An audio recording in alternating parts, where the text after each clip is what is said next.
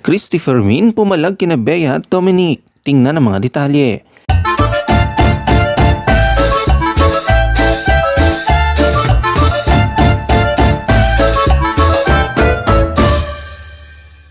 Binigyang pansin ng batikang manunulat na si Christopher Min ng mga opisyal na pahayag ni Bea Alonzo at Dominic Roque hinggil sa kanilang paghiwalay. Sa paningin ni Christopher Min, isinisisi pa ng dating celebrity couple ang showbiz press sa pagkalat ang balitang sila hiwalay na at hindi na matutuloy ang kanilang kasal. Sa episode ng Christopher Minute noong nakarang Lunes, February 12, ipinahayag niya ang pag-asam na sana'y agad nagsalita sina Bea at Dominic tungkol sa tunay na kalagayan ng kanilang relasyon at hindi na nila pinatagal ang kanilang katahimikan. Sa diretsahang pahayag naman ni Christopher Min, sinabi niya kung bakit naman kasi pinatawing-tawing niyo pa ang panahon. Tapos ngayon sisisihin nyo na naman ang press people, social media bashers na naman. Alam mo mano ng premyadong showbiz columnist at content creator kung sino ang tinutukoy ni Bea sa kanilang official statement hinggil sa mga taong nagkumpirma ng kanilang breakup ng walang pahintulot. Sa pagkakaalam ng mga press, dalawa lang ang nag-issue ng kumpirmasyon sa hiwalayang Bea at Dominic, ang Asia's King of Talk na si Boy Abunda at ang talent manager vlogger na si OG Diaz.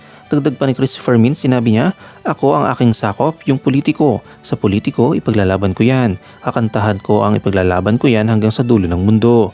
Ang binabanggit niya ay ang personalidad na umano'y may-ari ng unit ng kondo na tinutuluyan ngayon ni Dominic. Hirit pa ni Christopher Min kay Bea, aniya, ngunit ang pagpasa mo ng sisi sa mga taong unang nagpahayag tungkol sa iyong paghiwalay tila hindi magandang pakinggan sa isang panig. Inunahan niyo na dapat yan, inagapan niyo na para wala kayong sinisisi.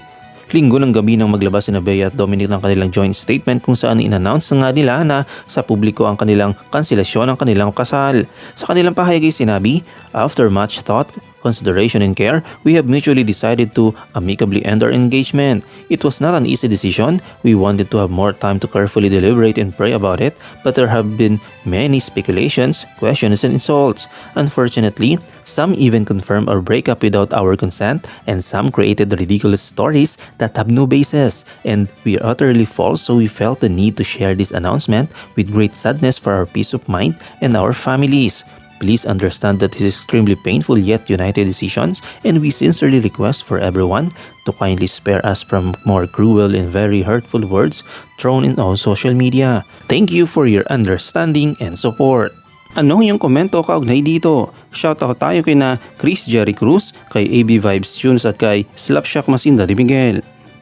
I-comment mo lang ang inyong opinion sa comment section at huwag kalimutang i-like, i-follow, i-subscribe ang bcgram.net para sa mga latest happenings.